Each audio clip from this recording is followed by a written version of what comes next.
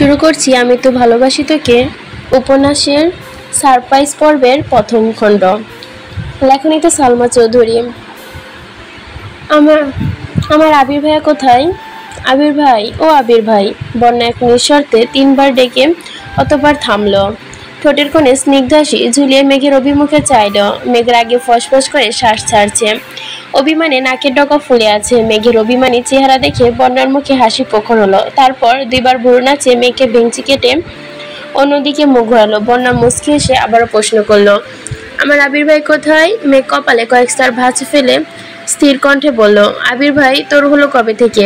তুই যেদিন থেকে আমার ভাসুরের বউ হয়েছিস সেই দিন থেকে উনি আমার ভাই হয়ে গেছে। মেঘ দাঁতে দাঁত পেশে বলল, আবির ভাই শুধু আমার। বন্যা শান্ত কণ্ঠে বলল, আমি কি বারণ করলাম নাকি? আবির ভাই তোরই। আমার আবির ভাই বলবি না, মেজাজ খারাপ হয় আমার। তুই যখন আমার সামনে আমার ভাসুরকে তোর জামাইয়ের ভাই বলে ডাকিস তখন আমার মেজাজ খারাপ হয়। আমি তোর ভাইয়াকে ভাই বলে ডাকলে তোর কেমন লাগবে বলবো? তানভীর ভাইয়া বলে ডাকবো। মেঘ অগ্নিদৃষ্টি তাকে চিৎকার করলো, চুপ থাক, আমার ভাইয়া শুধু তোর ভাইয়া, শুধু আমার ভাইয়া, বুঝতে পেরেছিস? বন্যা একটু সময় চুপ থেকে ফের বলল, এই যে তুই রাগ করে অসময়ে বাড়ি থেকে বেরিয়ে এলি, আমার ভাসুর আমাকে প্রশ্ন করলে আমি কি জবাব দিব? তুই বলবি তুই কিছুই জানিস না, আমাকে তুই চিনিস না। বন্যা আর চোখে দূরে রাস্তার দিকে তাকিয়ে মৃদুস্বরে বলল, ওই যে তোর ভাইয়া আসছে। বন্যা ঝটপট দুর্ভোগাস থেকে উঠে দাঁড়ায়, জামা ঝেড়ে নিল। মেঘের পাশ থেকে ব্যাগটা টেনে দ্রুত গতিতে হাঁটতে শুরু করলো। এর মধ্যে মেঘ উঠে দাঁড়ালো। বন্যা কয়েক কদম সামনে গতেই তানভীর বন্যার দিকে সামনে এসে বাইক থামালো। হেলমেট খুলতে খুলতে গুরুতর কণ্ঠে আওড়ালো, আমাকে দেখে পালাচ্ছ কেন? বন্যা এক পলক মেঘকে দেখে অন্তত কোমল কণ্ঠে বলল, আপনি যাকে ভেবেছেন আমি সে না। সঙ্গে সঙ্গে এক আঙ্গুল মেঘের দিকে ইশারা করে ফের বলল, ওই যে মেয়েটা দেখছেন, আমি কিন্তু মেয়েটাকে একদম চিনি না। মেঘ নামের কাউকে আমি চিনতে পারি না। আমি হাঁটতে বেরিয়েছি আর হাঁটতেছি এখানে চলে এসেছি। তানভীর হেলমেটের ওপর কনুই রেখে থুতনিতে 2 আঙ্গুল চেপে বন্যার কথা খুব মনোযোগ দিয়ে শুনছে। বন্যার কথা শেষ হতেই ঠোঁটে স্মিতে হাসি টেনে বলল, ও আচ্ছা, এই কাহিনী তাহলে? তুমি হাঁটতে হাঁটতে 14 কিলোমিটার চলে এসেছো অথচ জানোই না কিছু। অচেনা এক মেয়ের সাথে গত 1 ঘন্টা 26 মিনিট যাবৎ গল্প করছো, সেদিকেও খেয়াল নেই। তুমি যে আমার বউ সেটা মনে আছে তো, নাকি সেটাও ভুলে গেছো? বন্যা ঘন ঘন পল্লব ঝেটে ধীর কণ্ঠে বলল, আপনাকে খুব চেনা চেনা লাগছে, কোথায় যেন দেখছি। আপনি কি নাটক করেন? না, একদম না, আমি সিনেমা করি, পূর্ণদীর্ঘ বাংলা সিনেমা। প্রেমের নাম বেদনা। আমার বউ আমাকে চেনে না। বন্যা দীর্ঘশ্বাস ফেলে মেঘের দিকে তাকালো, চাপা স্বরে বিড়বিড় করলো, আপনার বোন বলেছে আমি তাকে চিনি না, এটা সবাইকে বলার জন্য। তানভীর কপাল গুটিয়ে মেঘের দিকে নির্বিকার ভঙ্গিতে বলল, এই মেয়ে আমিও তাকে চিনি না। এই মেয়ে কি? আমিও তাকে চিনি না। আমি আমার বউকে নিতে এসেছি, যার বউ তার দায়িত্ব। আল্লাহ, আমার পক্ষে লক্ষ কোটি শুকরিয়া, আমার বউ আমাকে ভোলেনি। মেঘ কপালে কয়েক স্তর ভাঁজ ফেলে বিরক্তি স্বরে বলল, কালে কালে কত কি দেখবো, এত ঢং নিতে আর পারছি না। মেঘ ভুংচি কেটে তানভীরের পাশ কেটে যেতে লাগলো। তানভীর মুচকি আস্তে করে বলল, সামনে যাও আপু, তোমার ঢং স্বয়ং দাঁড়িয়ে আছে তোমার অপেক্ষায়। তানভীরের কথায় মেঘ শুনলো কি না বুঝলো। মেঘ হাতে থাকা সাইড ব্যাগটা ঘুরিয়ে ঘুরিয়ে হাঁটতে লাগলো। তানভীর বন্যাকে ইশারা করে বাইক উঠতে বলল। বন্যা এগিয়ে এসে জানতে চাইলো, আবির ভাই এসেছে? হ্যাঁ। কোথায়? ভাইয়া আছে জায়গা মতো, তোমার এত ভাবতে হবে না, তুমি কেবল আমাকে নিয়ে ভাববে। ভাইয়ার বউ ভাইয়া সামলাতে দাও। তানভীরের কথায় বন্যা লাজুক হাসলো। তানভীর আবারও বলল, তুমি এখানে এসেছো সেটা আমাকে জানানো দরকার ছিল না? বন্যা বাইকে বসতে বসতে বলল, মেঘ আমার ফোন বন্ধ করে রেখেছিল। এই মেয়েটাকে নিয়ে আর পারি না, এক একজনের রাগ 10 জনের সাথে দেখাবে। এই অভিমানী মনের মধ্যে কিভাবে পুষে রাখে আল্লাহই জানে। বন্যা চাপা নিঃশ্বাস ছেড়ে বলল, মেঘ ভাইয়ার ওপর খুব রাগ করেছে। আপনি আর ভাইয়া দুজনের সাথে অনেক অন্যায় করেছেন। একটা সাধারণ বিষয় নিয়ে কেউ এত বাড়াবাড়ি করে? বাড়াবাড়ি করলাম কোথায়? গতকাল ভাইয়া 30 মিনিটের মধ্যে গুরুত্বপূর্ণ মিটিং ছিল, আমি সব কাগজপত্র রেডি করে দিয়ে এসেছি। ভাইয়া বনুকে 1 কাপ কফি করে দিতে বলেছিল, সে 20 মিনিট লাগিয়ে স্পেশাল কফি এনেছে। যেই মাত্র ভাইয়া মিটিং শুরু করেছে অমনি রুমের টাইলসে স্লিপ কেটে কফির কাপ সমেত ভাইয়ার উপর গিয়ে পড়েছে। কাগজপত্র, ল্যাপটপ, ফোন মিটিং সব শেষ। অবশেষে বড় বিষয় ভাইয়ার হাতে শৈলে সম্পূর্ণ কফি পড়েছে। তার মধ্যে ভাইয়ার রাগে ধমক দিয়েছে, একটু জোরে ধমক দিয়েছিল, তার জন্য গতকাল থেকে গাল ফুলে বসে আছে। বাসায় কারোর সাথে কথা বলছে না, কান্না করে আব্বুর কাছে বিচারও দিয়েছে। মেয়ের আদরি কান্না দেখে আব্বু ভাইয়াকে যা ইচ্ছা শুনিয়েছে, আমাকেও ছাড় দেয়নি আব্বু। এই দায়ভার কার বলো? বোনা রাশভারী কণ্ঠে বলল, আপনার, সব দোষ আপনার। আমি কি করলাম? ভাইয়া কতটা ক্ষতি হয়েছে বনু সেটা একবারও বুঝতে পারার চেষ্টাই করছে না। এদিকে আব্বুর ধমক খেয়ে ভাইয়ের মনে হচ্ছে সে আজও আদর্শ স্বামী হতে পারেনি। তার স্ট্রাগল, ভালোবাসা সবকিছু মিথ্যা মনে হচ্ছে। এই নিয়ে মানবিমান এখনো চলছে। দোষ কোথায় আমার? আমি শুনেছি আপনি দুজনের রাগ কমানোর চেষ্টা করার বদলে ঝামেলারও বাড়িয়ে দিয়েছেন। তানভীর মৃদু হেসে বলল, আমি তাদের দুজনকেই খুব ভালোভাবে চিনি। দুজনেই ভাঙবে তবু মচকাবে না, একজন অন্যজনকে ছাড়া খাবে না, ঘুমোবে না, অথচ এমন ভাব করবে যেন 100 বছর ধরে তারা রাগ করে আছে। ভাইয়া কি পারবে মেঘের রাগ ভাঙাতে? দেখতে চাও? বন্যা ঘন ঘন এপাশ ওপাশ মাথা নেড়ে জবাব দিল, না না, আমি দেখতে চাই না। শত হোক ভাইয়া আমার ভাসুর। রাস্তার পাশে একটা অলকনন্দা ফুলের পাশে যাতে হাতে হলুদ ফুলগুলো ঝকমক করছে। মেঘ যেতে যেতে থমকে দাঁড়ালো, ব্যাগ থেকে ফোন বের করে গাছের কাছে দ্রুত এগিয়ে গেল। দুইটা ছবি তুলে যে মাত্র একটি ফুল ছিঁড়তে যাবে অমনি দোতলা থেকে একটা পিচ্চি ছেলে চিৎকার করলো, এই ফুল নিচ্ছ কেন? মেঘ দ্রুত পায়ে দূরে সরে দাঁড়ালো, আমতা আমতা করে বলল, একটা ফুল নেই? না। মেঘ মন খারাপ করে ফুলগুলোর দিকে তাকিয়ে দীর্ঘশ্বাস ছাড়লো। পিচ্চিটা দিকে চাইয়ে আবারও বলল, একটা নেই না? পিচ্চিটা কণ্ঠস্বর ভারী করে চিৎকার করলো, না না না। মেঘ দ্রুত ভুরু কুচকে বিড়বিড় করতে করতে চলে যাচ্ছে। মেঘের ভাব দেখে পিচ্চিটা ফের ডাকলো, এই মেয়ে, নিয়ে যাও ফুল, একটাই নিবা কিন্তু। মেঘ দাঁতে দাঁত পিষে বলল, লাগবে না। মেঘ ফুটপাতে রাস্তা ধরে হাঁটছে। কিছু দূর যেতেই মনে হলো কেউ তার পিছু পিছু হাঁটছে। মেঘ একটু থেমে গিয়ে ফের তাকালো, কোথাও কারো অস্তিত্ব নেই। মেঘ আবারও হাঁটতে লাগলো। আশেপাশে কোথাও রিক্সার কোনো অস্তিত্ব নেই। মেঘের মনের মধ্যে ভয় ঢুকে গিয়েছে। এক পা দু পা হাঁটছে, আবার থমকে দাঁড়াচ্ছে। ভয়ে ভয়ে ব্যাগ থেকে ফোন বের করলো, আবিরের নাম্বার বের করলো। ডায়াল করতে যাবে তখনই মনে হলো সামান্য কারণে গতকাল থেকে কেউ কারোর সঙ্গে কথা বলছে না। সামান্য কারণে কল দিয়ে কথা বলে ফেললে ভালো দেখায় না। মেঘ ফোন ব্যাগে রেখে দিয়ে দীর্ঘশ্বাস ছাড়লো। খানিক থেমে যখনই হাঁটতে শুরু করবে তখনই মেঘের ওড়নায় টান পড়লো। মেঘ আকস্মিক গলার সামনে ওড়না চেপে ধরে আটকে উঠে পিছু ঘুরলো। সামনে দাঁড়িয়ে আছে আবির। অনাকাঙ্ক্ষিত সময় প্রত্যাশিত ব্যক্তির উপস্থিতিতে হৃদয় তোলপাড় চালাচ্ছে। পরিচিত কেউ ভেবে যতটা আতঙ্কিত হয়েছিল, নিজের প্রিয় মানুষকে দেখে সেই আতঙ্ক বিলীন হয়ে গেছে। আবির এক হাতে আঙ্গুল দিয়ে ওড়নার মাথা পেঁচাতে পেঁচাতে মেঘের গা ঘেঁষে দাঁড়ালো। অন্য হাতে থাকা অলকনন্দা ফুলটা মেঘের কানে গুজে দিল। ফুলটা যেমন ফুলের সাথে রাগটাও যেন মানায়, তেমনি আবির তার মেঘের সাথেই মেঘ ছাড়া খুবই বেমানান। মেঘের শৈলে শিরা উপশিরার বহমান রক্ত প্রবাহ জোরালো হচ্ছে। ভয়, আতঙ্ক সবকিছুর ঊর্ধ্বে প্রিয় মানুষের স্পর্শ। মনে সাহস পাওয়ার একমাত্র অবিলম্বন। মেঘ আর চোখে আবিরের গালের দিকে তাকিয়ে আছে। অবসন্ন রোদে আবিরের চাপদাড়িগুলো ঝলমল করছে। না চাইতেও গালে স্পর্শ করতে ইচ্ছে করছে, কিন্তু অভিমানে আষ্টেপৃষ্টে জড়িয়ে রেখেছে তাকে। সহসা গাল ফুলে নিঃশব্দে নিঃশ্বাস ছেড়ে গুরুতর ভঙ্গিতে মেঘ বলল, আপনি এখানে এসেছেন কেন? আমার বউকে ছাড়া আমি চোখে অন্ধকার দেখি, কি করব বলো? চোখে ডাক্তার দেখান, কালো সানগ্লাসের বদলে সাদা চশমা পরবেন, তখন খুব ভালো হবে। আবির ভরাট কণ্ঠে বলতে শুরু করলো, স্বামীর অনুমতি ছাড়া স্ত্রী ঘর থেকে এক পা বের হতে পারে না। সেখানে তুমি আমায় ছাড়া রুম থেকে বের হয়েছ দিব্য, টুইটুই করে ঘুরে বেড়াচ্ছ। এখানে চলে এসো। মেঘ ইতস্তভাবে জবাব দিল, আমি অনুমতি নিয়েছি। কখন, কিভাবে? আমি কোথায় ছিলাম? স্বপ্নে। আবির কপাল ভাঁজ করে ফের জিজ্ঞেস করলো, আমি কি অনুমতি দিয়েছিলাম? মেঘ এবার আবিরের অভিমুখে দৃষ্টি সরিয়ে অন্যদিকে মুখ ফিরিয়ে বিড়বিড় করে বলল, আমি এত ভালো? আমার স্বপ্নে আপনি বরাবরই সেরা।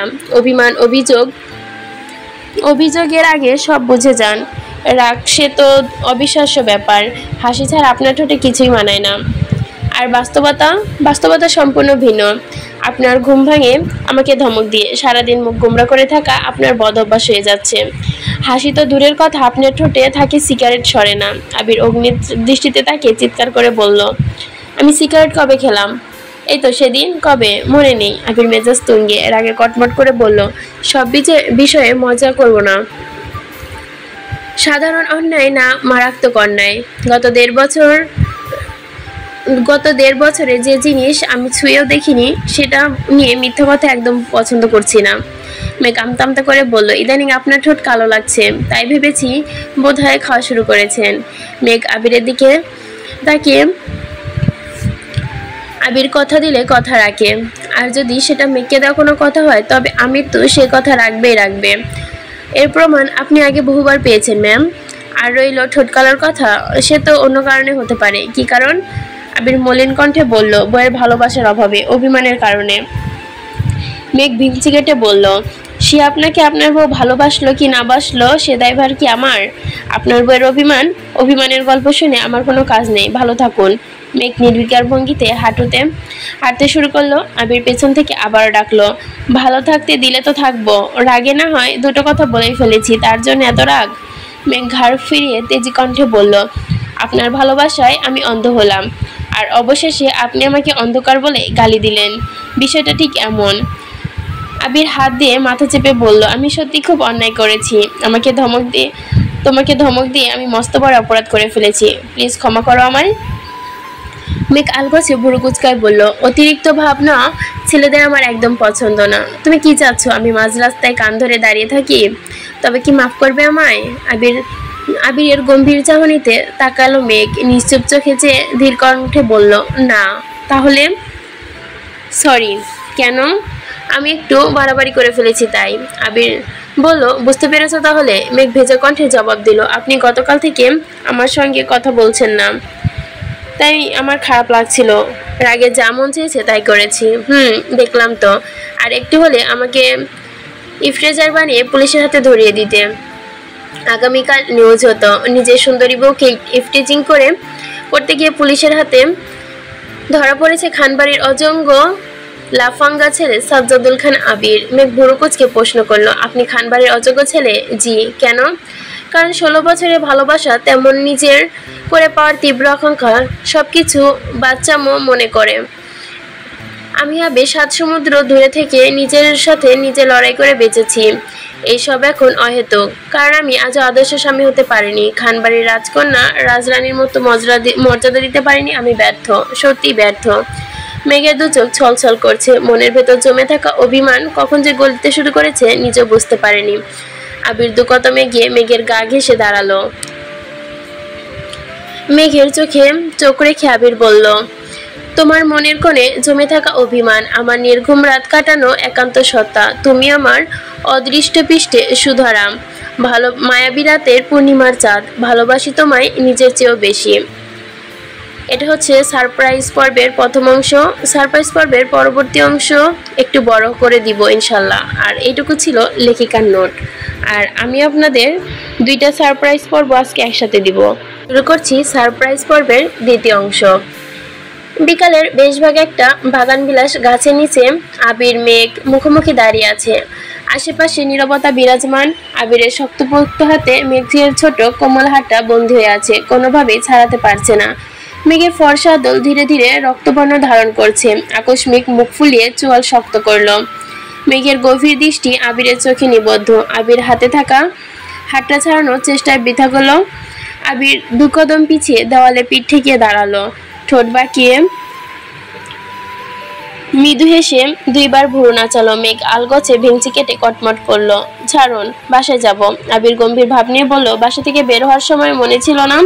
এখন বাসায় যাওয়ার কোনো দরকার নেই, আজ সারা রাত এখানে থাকবে। মেঘ নিজের ভুল বুঝতে পেরে চাপা স্বরে বলল, আকাশ মেঘলা, বৃষ্টি নামবে। নামুক, বৃষ্টিতে ভিজবো দুজন। সমস্যা আছে কোনো? আব্বু বকা দিবে। একদিন ভিজে গিয়েছিলাম, তারপর কি হয়েছিল মনে নেই? তখন তো তুমি আমার প্রেমিকা ছিলে, এখন আমার বউ। আবিরের মুখে কথাটা শুনে মেঘের বুকের বাপাসটা কেঁপে উঠল। অনুভূতিরা হৃদয়ে দোল দিচ্ছে। আবিরের মুখে প্রেমিকা শব্দটা খুব কমই শুনেছে মেঘ। বরংবার তীব্র অধিকার নিয়ে আবির বউ বলে ডেকে এসেছে। বিয়ের পর ডাকের তীব্রতা বেড়ে গেছে 1000 গুণ। সর্বক্ষণ সবার সামনে আমার বউ লেগেই থাকে। আবিরের বউ, এই যে আমার বউ না বলে আবিরের মস্ত বড় পাপ হয়ে যায়। আবিরের মুখে আমার বউ শুনতে শুনতে ইদানিং মেঘ নিজের নামগুলোই গুলিয়ে ফেলেছে। কেউ জিজ্ঞেস করলে মুখ ফসকে বলে দেয় আবিরের বউ। সেদিন ভার্সিটিতে এমন একটা কাণ্ড করে বসে। বৃষ্টির দিন ছিল। ভার্সিটি যাওয়ার পরে বৃষ্টি কমেছিল। ডিপার্টমেন্টের কাছাকাছি যেতেই ঝুম বৃষ্টি শুরু হলো। দিশা পিশা না পেয়ে দৌড় দিচ্ছিল। বেলকনির দিকে থমকে যায় অন্য ডিপার্টমেন্টের এক স্যারের সাথে ধাক্কা। হুড়মুড়ি খায়ে স্যার সরি বলতে দূরে সরে দাঁড়ায়, কিন্তু তাতে বিশাল কোনো লাভ হলো না। স্যার মুখ বাঁকিয়ে ধমক দিয়ে বললেন, এই মেয়ে, স্যার ম্যাডাম দেখো না, নাম কি তোমার, কোন ডিপার্টমেন্টে পড়ো? মেঘ জড়সড় ভয়ে জবাব দিল, আবিরের বউ। তৎক্ষণাৎ ষষ্ঠেন্দ্রিয় সতেজ হলো, দুই হাতে নিজের মুখ চেপে ধরলো। স্যার গম্ভীর কণ্ঠে আওড়ালো, কি নাম? মুখে হাত সরিয়ে মেঘ আমতা আমতা করে বলল, স্যার মাহাদিবা খান মেঘ, উদ্ভিদবিদ্যা ডিপার্টমেন্ট। স্যারের চেহারার গম্ভীর ভাব তখনও বহমান। কিছু একটা বলতে গিয়েও বললেন না। একজন স্যারকে ডাকলো। মেঘ সে যাত্রায় বেঁচে গেল খুব করে। মেঘ মনে মনে বিড়বিড় করলো, আবির ভাইয়ের প্রেমিকা, ইস শুনতে কত ভালো লাগছে। মেঘ ঠোঁট বেঁকিয়ে মিটিমিটি হেসে আবির তপ্ত স্বরে বলল, শোনো, তোমার ওপর আমার অধিকার এখন সবচেয়ে বেশি। এক বাড়িতে থাকি বলেই এটা ভেবো না আমি আমার শ্বশুরের কথায় উঠবর বসবো। আবিরের কথা মেঘ ভাবনা ছেদ করলো। ভোর কুচকে মিষ্টি এসে প্রশ্ন করলো, কথাটা কি? আপনার শ্বশুর আব্বাকে জানাবো? তোমার আমার মাঝে শ্বশুর আব্বাকে টানাটানির কি দরকার? ওনারা মুরব্বী মানুষ, থাকুক ওনাদের মতো। ও তাই? আবির মৃদু হেসে বলল, জি ম্যাডাম। মেঘ আশেপাশে নজর বুলিয়ে আস্তে করে বলল, স্যার অনুমতি দিলে এখন চলুন, না হয় সত্যি সত্যি ভিজতে হবে। আবির আর কথা বাড়ালো না। আবহাওয়া সত্যি খারাপ। সে যে কোনো মুহূর্তেই বৃষ্টি নামতে পারে। আবির মেঘের হাত ধরে হাঁটছে। মেঘ গুটি গুটি পায়ে হাঁটছে আর অতীতের স্মৃতিগুলো ভাবছে। একটা সময় ছিল আবিরের সঙ্গে বাইরে বের হওয়ার জন্য, ঘোরার জন্য, একটু গল্প করার জন্য কতই না ছটফট করেছে। বৃষ্টিতে ভিজা, কত বাহানা, সেসবও এখন অতীত। এখন মানুষটাকে দেখার জন্য ছটফট করতে হয় না। ঘুম ভাঙলে সবার প্রথমে এই মানুষটা মায়াবিমুখী নজরে পড়ে। আগে আবিরের সাথে 2 মিনিট কথা বলতে গেলে হার্টবিট কত গুণ বেড়ে যেত। সেই মেঘ এখন আবিরের বুকের বাপাশে হার্টবিটে গুণে। ভাবা যায় ভালোবাসা কতই না সুন্দর। অপূর্ণতা অশান্তি মিলে তার পূর্ণতার প্রশান্তি। ভাবতে ভাবতে হঠাৎ নজর পড়লো আবিরের অনেকটা সামনে চলে গিয়েছে, কারোর সাথে ফোনে কথা বলছে। ব্যস্ততার জন্য মেঘকে খেয়াল করেনি। মেঘ এক ছুটে আবিরের পাশে গিয়ে থামলো। মেঘের উপস্থিতি টের পেয়ে আবির ঘাড় ঘোরাতে অমনি মেঘের দুহাত আবিরের বাহুতে চেপে ধরলো। আবির রাকিবের সাথে কথা বলছিল আর চোখে মেঘকে দেখে মুচকি হাসলো। রাকিবকে উদ্দেশ্য করে বলল, ফোন ডাক, এখন বউকে সময় দিতে হবে। ওপাশ থেকে রাকিব বলল, বিগত 3 ঘন্টা 45 মিনিট যাবৎ সেই কাজই করছিস ভাই। বিয়ে তো অনেক দিন হলো, বইয়ের প্রতি ভালোবাসাটা একটু কমা। তোর কি সমস্যা? আমার হিংসে হয়, এত প্রেম সহ্য হয় না। কেন? আমার বউটা সারাদিন আমাকে একবারও কল দেয় না। আমি যখন কল দেই তখন বলে এখন খাচ্ছি, ঘুমাচ্ছি, সাজতেছি, এই কাজ করতেছি। ভুলে একবার বলে না আমি রাগ করে আছি, অভিমান করে আছি, আমাকে নিয়ে ঘুরতে যাও, সময় দাও। উল্টো আমি ঘুরতে যাওয়ার কথা বলে বিয়ে হয়ে গেছে, এখন আবার কিসের ঘোরাঘুরি? কাজ নেই তোমার? অফিসের কাজ ফেলে আমাকে ডিস্টার্ব করো। আমি আবির ভাইকে অফিসের কাজ ফেলে আমাকে ডিস্টার্ব করলে আমি আবির ভাইকে কল দিয়ে বলবো তোমাকে চাকরি থেকে বরখাস্ত করে দিতে। এই পাগলকে কে বুঝাবে? সে যাকে দায়িত্বশীল বস ভাবছে, সে বস ছুতো পেলেই বইয়ের কাছে ছুটে যায়। তার কাছে মিটিংয়ের থেকেও বউ বেশি ইম্পর্টেন্ট। আবির তেজপূর্ণ কণ্ঠে বলল, তোর বক বক রাতে শুনবো, এখন ডাকছি। রাকিব মনমরা ভঙ্গে বলল, কেউ আমাকে বুঝলো না রে। আবির মৃদু হেসে কল কেটে দিল। মেঘের মনোযোগ তখন আবিরের হাতেই। খুব শক্ত করে হাতটা ধরে রেখেছে, যতটা শক্ত করে আবির একটু আগে ধরেছিল মেঘের হাত। কি ভাবছো? চা খাবেন?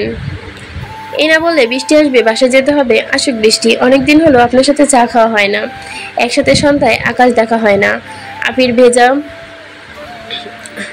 আবির কপালে ভাঁজ ফেলে বলল, তোমায় কতবার বলেছি চলো আমাদের বাড়িতে কিছুদিন থাকি। নিজেদের মতো করে সময় দিতে পারবো। প্রতিদিন ভোরে আকাশ দেখবো, চায়ের কাপে গতিলে সময় কাটাবো, মাঝরাতে নির্জন রাস্তায় দুজন হাতে হাত রেখে হাঁটবো, তারপর কুকুরে দৌড়ানি দিলে এলোপাথারি ছুটবো, ছুটতে ছুটতে ধপাস করে পুকুরে পড়বো। আবির আগে চোখ গোল করে তাকালো, গম্ভীর কণ্ঠে বলল, তোর মাথায় কি ভালো কিছু আসে না? যত সব ফালতু চিন্তা ভাবনা। না মানে মাঝরাতে কুকুর ছাড়া আর তো কেউ রাস্তায় থাকে না, অবশ্য পাগল থাকতে পারে। তোকে দেখলে পাগলও ভয় পাবে, দূর থেকে সালাম দিয়ে বলবে। মেঘ ঠোঁট ফুলিয়ে বলল, বলছে আপনাকে। আবির শান্ত কণ্ঠে বলল, তুমি তো আমার কোনো কথাই মানো না, একদিনের জন্য ওই বাসায় যেতে চাও না। তোমার জন্য এত কষ্ট করে বাড়ি করলাম কেন? এভাবে বাসা থেকে চলে গেলে আব্বু আম্মু কি ভাববে? বড় আব্বু বড় আম্মু ওনারাও তো কষ্ট পাবেন, ভাববেন ছেলে পর হয়ে গেছে, বউ নিয়ে আলাদা থাকতে চায়। এটা আলাদা থাকা বলে না, ঘুরতে যাওয়া বলে, এক প্রকার হানিমুনও বলতে পারো। হানিমুন মানুষ কতবার করে। বউকে কাউকে না বলে কক্সবাজার নিয়ে গেলেন বলে আবার বন্ধুরা এখনো আমাকে খোঁজায়। ফাইজলামো করো, আমি আর হানিমুনে যাব না। মেঘ খোঁজার নামটা বলা শুরু করলো, বাকিটা আমি দেখে নিচ্ছি। মিনাস্তা মিম নাকি অন্য কেউ? বন্যা। আবির হুঙ্কার দিয়েও থেমে গেল। বন্যার নাম শুনে নিশ্চুপ হয়ে রইল। কয়েক সেকেন্ড থেমে দীর্ঘণ্টায় বলল, ও আচ্ছা তাই না? শুনবে তবে কি? তুমি, পরিবার, ব্যবসা, তানভীর বিয়ে, সব কিছুর কথা ভেবে আমি দ্রুত ঢাকায় ফিরে এসেছিলাম।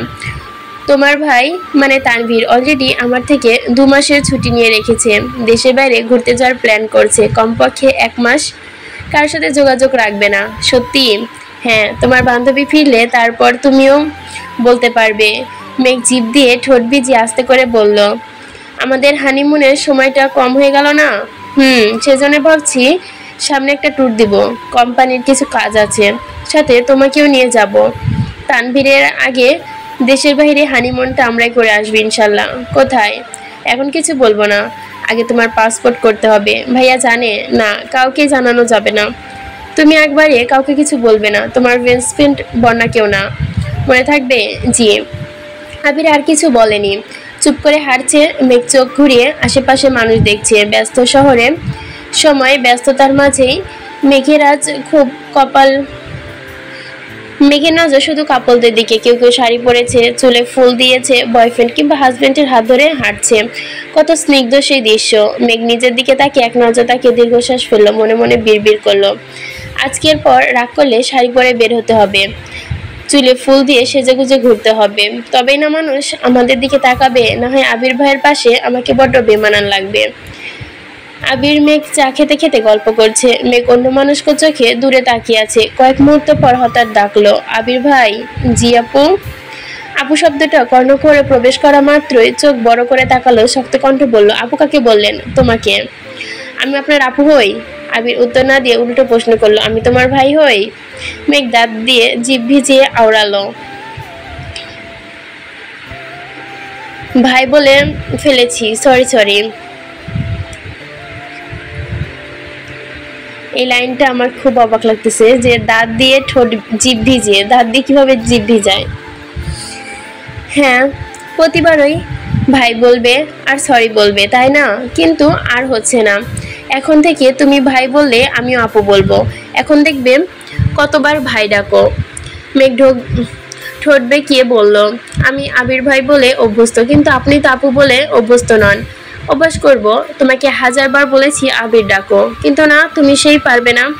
ঠিক আছে, আমিও আপু বলছি। মেঘ আপু, আপনি কি আরেক কাপ চা খান নিবেন? ছি, কি বলছেন এসব? প্লিজ আমাকে আপু ডাকবেন না। মানতে পারি, তবে একটা শর্ত। কি? আবির বলো। আবির। এখন থেকে প্রতিবার আমায় বলতে পারবা? আবির ধমকে সরে বলল, বলো। মেঘ উল্টে কোনো রকমে আবির বলতেই 2 হাতে নিজের মুখ ঢেকে ফেলেছে। মেঘের বুকের ভেতরটা মোচড় দিয়ে উঠেছে, লজ্জায় ভেতরটা হাঁসফাঁস করছে। আবির মেঘেরকে নিজের দিকে ঘুরিয়ে উদ্দীপ হয়ে বলল, ম্যাম, এখন এত লজ্জা পেলে হবে? সংসার করতে হবে না? আপনাকে আহিয়ার আব্বু, আমাকে আহিয়ার আব্বু হতে হবে না? লজ্জায় মেঘ চিবুক নামিয়ে গেছে, ঠোঁট জোড়া তিরতির করে কাঁপছে, শরীরের ভেতরটার শিরা উপশিরা কম্পন অনুভব হচ্ছে। মেঘ মাথা নিচু করে দাঁত দিয়ে ঠোঁট কামড়াচ্ছে।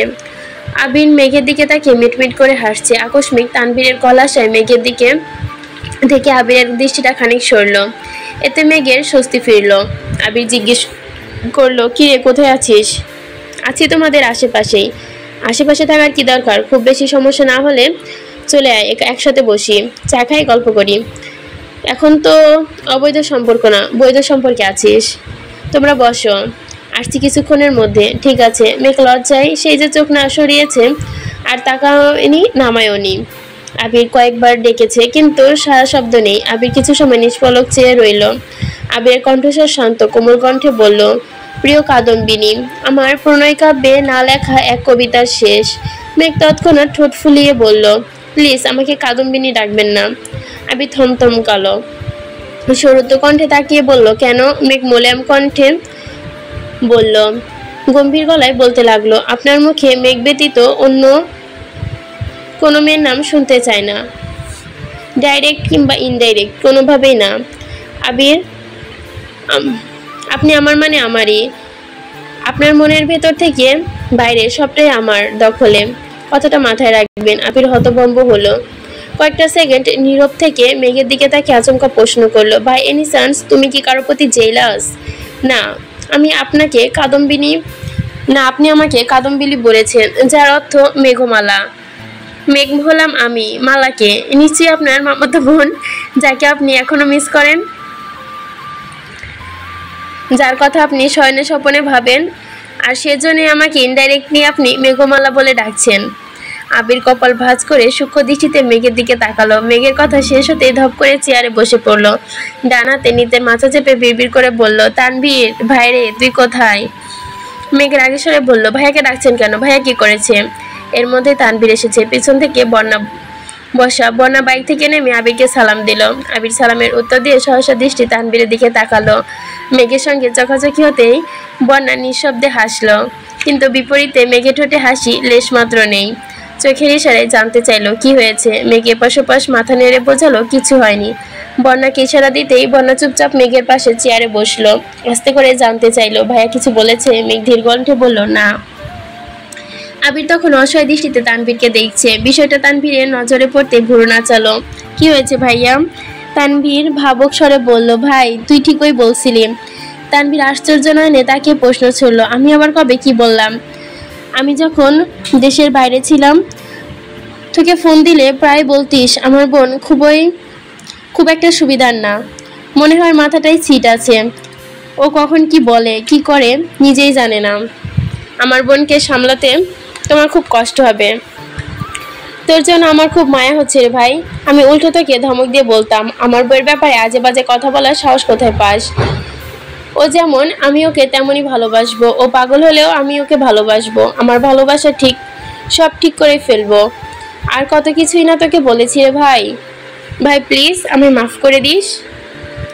ভাই তুই মহান, 20 বছর যাবৎ এই মেঘের পাগলামি সহ্য করেছিস, তোর মতো ভাই প্রতিটা ঘরে ঘরে দরকার। মেঘ চোখ রাঙিয়ে এবার আবিরের দিকে তাকাচ্ছে, তো আরেকবার তানভীরের দিকে। তানভীর চোখের ইশারায় আবিরকে চুপ করতে বলছে, কিন্তু আবির কথা বললেই যাচ্ছে। তানভীর দাঁত কেলিয়ে হেসে বলল, কোথায় কি যাতা বলছো? বোনের মতো ভালো মেয়ে দুইটা পাবে তুমি? তোমার ভাগ্য ভালো আমার বোনকে তোমার বউ হিসেবে পেয়েছো, নয়তো তুমি যে বাদরামি করো ভাই, তোমার কপালে বোর জুটতো না, সারা জীবন অবিবাহিত ট্যাগ লাগিয়ে ঘোরা লাগতো। তবুও ভালো ছিল। এখন মনে হচ্ছে 16 বছর কার জন্য লড়াই করেছি আমি। কোনদিন কোন মেয়ের দিকে তাকিয়ে দেখিনি, প্রয়োজনের বাইরে কারোর সাথে কথা বলিনি, সর্বাঙ্গে মনে মস্তিষ্কে তোর বোন ছিল, ওকে বিয়ে করার জন্য কত কিনা করলাম। সেই মেয়ে কিনা বলে আমি শয়নে স্বপ্নে মালার কথা ভাবি, মালাকে মিস করি, মালাকে স্মরণ করি, ওকে কাদম্বিনী ডাকি। তানভীর স্বাভাবিক কণ্ঠে বলল, কাদম্বিনীর সাথে মালার সম্পর্কে কি? কাদম্বিনী অর্থ মেঘমালা।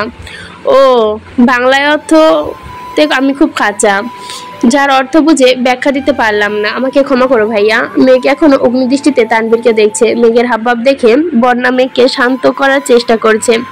সামান্য বিষয় নিয়ে মেঘ আবিরের সাথে রাগারাগি করছে, এটা ভেবে বন্যার হাসি পাচ্ছে। সকলে কফির বিষয় নিয়ে রাগ করে বসা থেকে বেরিয়েছে, সেই রাগ কমতে কমতে আরেক বিষয়।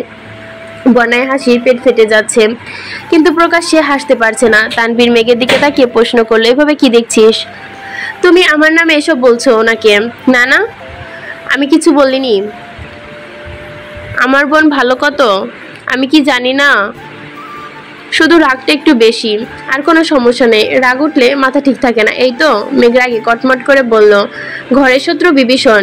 বন্যা মেঘকে থামাতে গিয়ে ধীর কণ্ঠে বলল, কী সব বলছিস? সামান্য বিষয় নাকি এত রাগ করে? তুই তুই ওদের চিনিস না, আমি ওদের হাড়ে হাড়ে চিনি। পুরুষজাত মানেই খারাপ, তাদের মন এক বাইরে আরেক। দেখতে খুব ভালো মানুষ মনে হলে আদতেও কিছু না। আবির আর্যকে তাকে প্রশ্ন করলো, আমিও তেমন কি? মেঘ ঘন ঘন মাথা নাড়লো। আবির তানভীরকে সান্ত্বনা দিয়ে বলল, থাক ভাইয়া, মন খারাপ করো না। ছেলে মানুষ ঝামেলা, মানে পুরোই ঝামেলা। তুমি একা ভালো হওয়ার সুযোগ নেই। যেই তুমি মালাকে মিস করো, সে আরো বেশি খারাপ। ওদের কথোপকথন শুনে বন্যা নিঃশব্দে হাসছে। কি এক বিষয় নিয়ে মেঘ, আবির, তানভীর সিরিয়াসলি ভাবে ঝগড়া করছে। হাসিও পাচ্ছে, আবার লজ্জাও পাচ্ছে। আশেপাশে মানুষজন কেমন করে তাকিয়ে আছে। তানভীর বন্যার দিকে এক নজর দেখলো। মেঘকে রাগানোর জন্য ইচ্ছে করে বলল, ভাগ্যিস আমার বউটা মিচিওর, এদিক থেকে আমি নিশ্চিত। আবির আর চোখে মেঘকে দেখে মুচকি মুচকি হাসছে। মেঘ যে রাগে আগুন হয়ে গেছে সেটা বোঝার বাকি নেই। মেঘ চোখ লাল করে তানভীরকে দিকে তাকিয়ে। তানভীর মেঘকে ভাঙাচ্ছে। এতে মেঘের রাগ আরো বেড়ে গেছে। বন্যাকে দু হাতে মুখ চেপে হেসে যাচ্ছে। কয়েক মুহূর্ত নিঃশব্দ থেকে মেঘ গর্জন করে বলল, ছি ভাইয়া, তুমি এখনো তোমার এক্সকে মিক্স করো। তানভীর চমকে উঠল। সে সাথে বন্যা। তানভীর বলল, মানে? সরি ভাইয়া, অতীত ভুলতে না পারলে তোমার কাছে আমার বান্ধবী দিতে পারছি না। আমি আগেই বলেছিলাম পুরুষজাত খারাপ। দেখলি বন্যা, সে দলে ভাইয়াও আছে। বন্যার মুখের হাসি গায়েব হয়ে গেছে। মেঘের কথায় ঠিকঠাক বুঝতে পারছে না। তানভীর আবির দুজনে মুখ চর্চাই করছে। তানভীর প্রশ্ন করলো, আমি কি করলাম? তুমি করনি, তোমার অতীত করেছে। কি জানো নাম? আয়শা না? বন্যা মুখ ভার হয়ে গেছে। হাসি ছিটে ফোটা নেই মুখে। তানভীর কোতো দৃষ্টিতে বন্যাকে একবার দেখলো। মেয়েটার মুখ ফুলিয়ে বসে আছে। তানভীর ভুরু কুঁচকে বলল, অতীত থাকাটা কি দোষের? হঠাৎ এই নাম কেন উঠলো? কারণ অতীত থাকাটা দোষের নয়, তবে অতীতের স্মৃতি আঁকড়ে তার নামের প্রথম অক্ষর টি শার্টে নিয়ে ঘুরে ফেরা করা দোষের। আর এটা দোষযোগ্য অপরাধ। তানভীর চমকে উঠে নিজের পরে টি শার্টের দিকে তাকালো। ডিজাইনের দিকে টি শার্টে মাঝখানে এই অক্ষর লেখা স্পষ্ট তাকাতেই বোঝা যায় না, তবে কেউ সূক্ষ্মভাবে নজর বোলালে বুঝতে পারবে। মেঘ কিছুক্ষণ পর্যবেক্ষণ করে অক্ষরটা খুঁজে পেয়েছে। বন্যা, আবির, তানভীর তিনজনেই টি শার্ট দেখছে। আবির শান্ত কণ্ঠে বলল, বউ, আমার সম্বন্ধী তোমার মতো এত বিচক্ষণ না। টি শার্টটার ডিজাইনের ভেতর এ লেখা নাকি এস লেখা সেসব দেখার সময় আছে নাকি তার? সময় না থাকলে এক কালার টি শার্ট পরবে, দরকার হলে সাদা পাঞ্জাবি পরে ঘুরে বেড়াবে। এ লেখা টি শার্ট কেন পরবে? বি লেখা টি শার্ট বাজারে ছিল না? আপনি আবার ভাইয়ার হয়ে সাফাই গাইছেন? কি রে মেয়ে, কি মেয়ে রে বাবা? তানভীর বন্যার দিকে তাকিয়ে বলল, তোমার ননদকে একটু বোঝাও। এতক্ষণ বন্যা মুখে হাসি থাকলে এবার নির্বাক হয়ে গেছে। মেঘকে বোঝানোর চেষ্টা করলো না। ছোটখাটো বিষয় মেয়েরা খুব তাড়াতাড়ি কষ্ট পায়। এতক্ষণ মেঘের কথাগুলো ফাজলামি মনে হলেও এবার যেন সব সত্যি মনে হচ্ছে।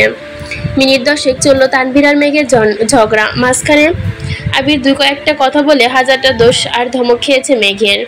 সকলে আর একটা এখনো পুরোপুরি কমেনি। 10 মিনিট যাবৎ বন্যা নিশ্চুপ বসে। ঝগড়ার এক পর্যায়ে মেঘ বসা থেকে উঠে দাঁড়ালো। বন্যার হাত ধরে বলল, চল আমার সাথে চল। ওদের সাথে কথা বলিস না, কোনো লাভ নেই। পুরো জাতি খারাপ। একজন মালাকে ছাড়া বাঁচবে না, আর একজন আয়শাকে ছাড়া। শুধু শুধু তোর আর আমার জীবনে ছিনিমিনি খেলছে। আবির বসা থেকে উঠে বলল, এই দাঁড়াও, আমি তোমাকে বাসায় পৌঁছে দিব। তানভীরের দিকে তাকিয়ে আবার বলল, এই তানভীর, ওকে বাসা পর্যন্ত দিয়ে আয়। মেঘ গর্জে উঠে বলল, কোনো দরকার নেই, আমরা বাসা চিনি, একাই যেতে পারবো। আবির গম্ভীর কণ্ঠে ডাকলো, মেঘ। মেঘের আগে কটমট করে বলল, খানবাড়িতে আপনাদের প্রবেশ নিষিদ্ধ। আমি এক্ষুনি বাসায় গিয়ে আব্বু আর বড় আব্বুকে সব বলে দিব। বাসার আশেপাশে যেন আপনাদের না দেখি। মেঘ বন্যাকে টানতে টানতে নিয়ে চলে গেছে। রিকশায় উঠতে বসলো। তানভীর হতবাক হয়ে চেয়ে আছে।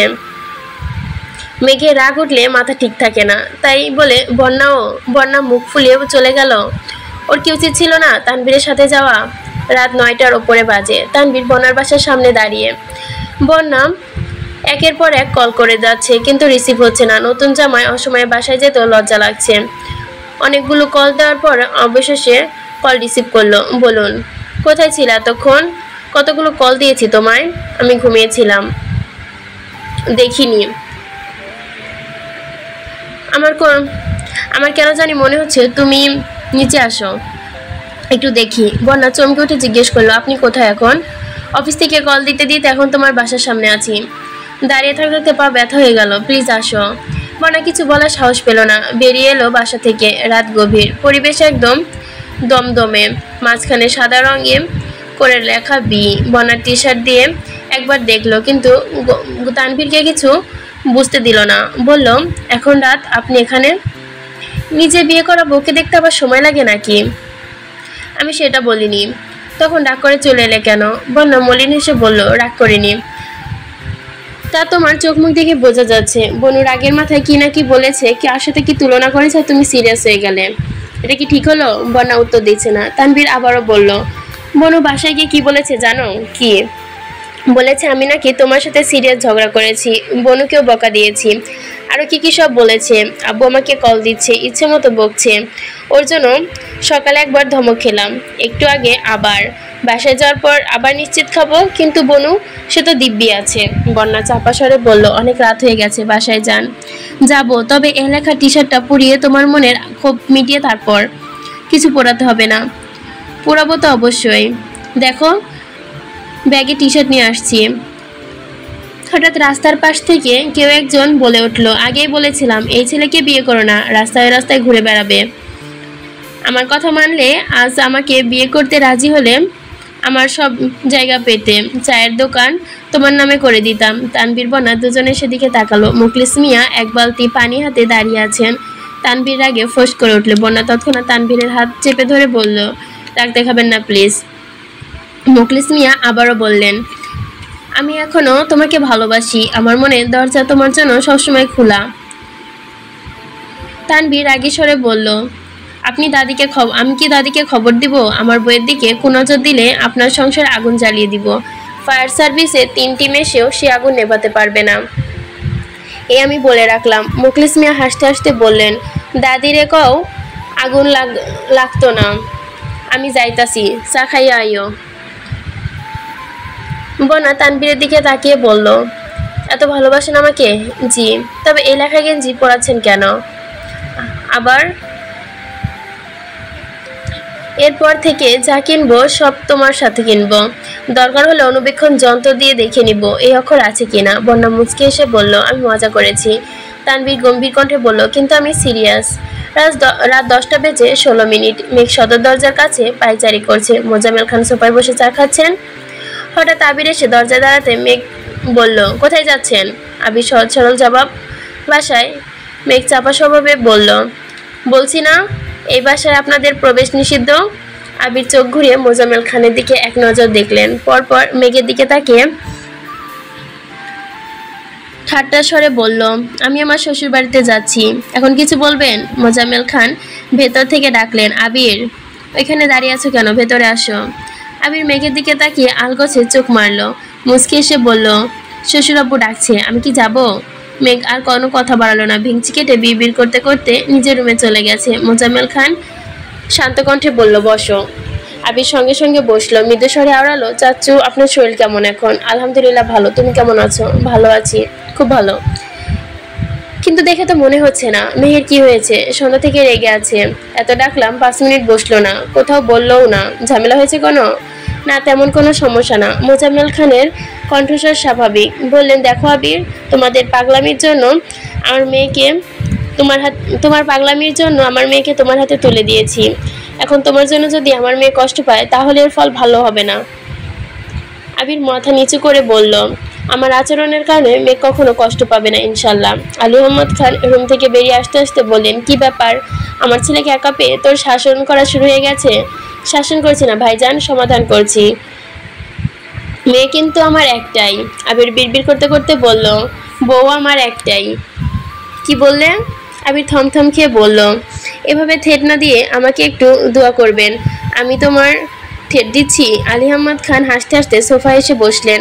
আবির অন্যদিকে মুখ ঘুরিয়ে বলল, মুখ ফসকে সত্যি কথা বেরিয়ে গেছে, দুঃখিত। কি? আবির মৃদু স্বরে বলল, আমার সাথে রাগ দেখিয়ে লাভ নেই, আপনার মেয়ের সাথে চলতে চলতে আমি ওর মতো হয়ে যাচ্ছি। মোজাম্মেল খান হতাশ ভঙ্গিতে আলী আহমদ খানের দিকে তাকালেন। ভাইজান, ওরা বড় হবে কবে? ভেবেছিলাম আবিরের মনে একটু বুদ্ধিশুদ্ধি হয়েছে, বিয়ে দিয়ে সংসারটা মনোযোগ দিয়ে করতে পারবে। আমি নানা হব, আপনি দাদা হবেন, কতই না ভালো লাগবে। কিন্তু এদের লক্ষণ তো ভালো না। আবির মলিন চোখে তাকিয়ে আবারও বিড়বিড় করলো, শ্বশুর আব্বু, আপনার মেয়ে এখনো বাবু। তাকে বাবু থেকে বাবুর মা বানানো আমার কাছে চতুর্থ বিশ্বযুদ্ধের সমতুল্য। কি হলো, বিড়বিড় করছো কেন? কিছু না। মালিয়া খান রান্নাঘর থেকে ডাকলেন, কিরে আবির, খাবি না? আসছি আম্মু। আবির ঝটপট উঠে গেল। আম্মুর সামনে নিজের বাবা হওয়ার কথা শুনে লজ্জাজনক, যদিও সেই লজ্জাজনক আবিরের একটু কমই আছে। আবির খাওয়া দাওয়া শেষ করে নিজের রুমে গেল। রুম অন্ধকার। রুমে আলো জ্বালাতেই দেখলো রুম একদম ফাঁকা, কোথাওকার অস্তিত্ব নেই। মেঘ মেঘ বলে কয়েকবার ডাকলো, কিন্তু কোনো সাড়া নেই। বেলকনিতেও কেউ নেই। আবির চুপচাপ ফ্রেশ হতে গেল। কয়েক মিনিট পর একটা বালিশ নিয়ে রুম থেকে বেরিয়ে সোজা মেঘের রুমে গিয়ে ঢুকলো। মেঘ আবিরের ল্যাম্প জ্বালিয়ে বই পড়ছিল। আবির বিছানার কাছে গিয়ে দাঁড়ালো। বালিশটা বিছানায় রাখতে মেঘ চমকে উঠল। আপনি এখানে কেন? ঘুমাতে এসেছি। আপনার রুম নেই? আবির স্বাভাবিক কণ্ঠে বলল, তখন না বললাম আমি শ্বশুরবাড়ি এসেছি? শ্বশুরবাড়িতে আসলে বইয়ের রুমে থাকতে হয়, এটাই স্বাভাবিক কিনা? থাকুন আপনি আপনার শ্বশুরবাড়ি, আমি আমার শ্বশুরবাড়ি চলে যাচ্ছি। আবির মেঘের হাত ধরে থামিয়ে দিয়ে বলল, এই না না, একদম না। রাত কয়টা বাজে দেখছো? কোনো ভদ্র বাড়ির মেয়ে এত রাতে শ্বশুরবাড়ি যায় না। তুমি বরং আগামীকাল সকালে যেও, কেমন? মেঘ ভুরু কুঁচকে বলল, আপনি আসলে একটা কি বলো? কিচ্ছু না। আবির মেঘের হাত ছাড়িয়ে উঠে যেতে লাগলো। আবির জিভ দিয়ে ঠোঁট ভিজে মৃদু হেসে গান শুরু করলো, ও বউ, তুমি আমায় কি ভালোবাসো না? ও বউ, কেন আমার কাছে আসো না? আবিরের কণ্ঠে এই গান শুনে মেঘ হাসি থামিয়ে রাখতে পারছে না, তবুও গম্ভীর কণ্ঠে নিয়ে তাকিয়ে আছে। আবির আবারও বলল, ও বউ, তুমি রাগটা কি কমাবে না? ও বউ, তুমি একটু কি হাসবে না? এবার আর হাসি চেপে রাখতে পারলো না। মেঘ হাসতে হাসতে মেঘকে কাছে টেনে নিল আবির। মুহূর্তে সময় লাগেনি, একটানে মেঘকে শুয়ে দিয়েছে বিছানায়। আবিরের বাহুর ওপর মেঘের মাথা। আবির মেঘের দিকে পাশ ঘুরে শুয়েছে। মেঘের কপালের ওপর পড়ে থাকা এলোমেলো চুলগুলো আলতো হাতে ঠিক করে দিচ্ছে। মেঘের দু চোখ বন্ধ, স্পন্দন বাড়ছে, শুকনো ঢোক গিলছে। হঠাৎ মেঘের কানের কাছে ঠোঁট গিয়ে ডাকলো, বউ। মেঘ জবাব দিতে পারছে না, শরীর কাঁপছে, লজ্জায় চোখ তুলে খুলতেও পারছে না। আবির ডাকলো, ও বউ। আবির নরম স্বরে ফিসফিস করে বলল, আমার শ্বশুর আব্বু আর তোমার আব্বু দুজনে মিলে খুব ইচ্ছা দাদা আর নানা হওয়ার। একটু আগে আমাকে বলছিল, আমারও খুব ইচ্ছে আহিয়ার আব্বু হওয়ার। তোমার কি আহিয়ার আম্মু হতে ইচ্ছে করে না? নিচে হচ্ছে লেখিকার নোটস। অনেক দিন পর ৭২ পর্বর সারপ্রাইজ পর্ব লিখছি। ভুল ভ্রান্তি ক্ষমা সুন্দর দৃষ্টিতে দেখবেন। এই পর্যন্তই ছিল আমি তো ভালোবাসি তোকে উপন্যাসের সারপ্রাইজ পর্বে শেষ। এখানে সমাপ্তি হচ্ছে আমাদের আমি তো ভালোবাসি তোকে উপন্যাস। এই উপন্যাসটা আমি আসলে ঠিক জানি না আমি কতবার পড়ছি। আমার ফার্স্ট শোনা হচ্ছে মাহিয়ান আহমেদ ভাইয়ার কণ্ঠে। আপনারা হয়তো অনেকেই ভাইয়ার অনেক বড় ফ্যান, আর আমি বলবো আমি উনার কণ্ঠ ছাড়া অন্য কারো কণ্ঠে আমার, মানে ছেলেদের ক্ষেত্রে বলতে গেলে উনি ছাড়া আমি আর কারো কণ্ঠে শুনতামই না। মানে উনার কণ্ঠটা আমার এত ভালো লাগে। আর মেয়েদের কম বেশ সবারই শুনি। আমি আসলে গল্প পড়ার থেকে শুনি বেশি, আর যেই দুই একটা পড়ি সেটা আপনাদের সাথে শেয়ার করি। আর আমার শোনা গল্পের মধ্যে থেকে এই একমাত্র আমি তো ভালোবাসি তোকে এই উপন্যাসটা আমি পড়লাম, কারণ এটা আমার অনেক ভালো লাগে। আর যদি প্রিয় উপন্যাসের কথা বলি তবে সেটা হবে অবরুদ্ধ নিশীথ, যেটা আমি কতবার পড়ছি বা কতবার শুনছি এটা আমার নিজেরও ধারণার বাইরে। ততক্ষণ সাথে থাকার জন্য ধন্যবাদ সকলকে। আসসালামু আলাইকুম।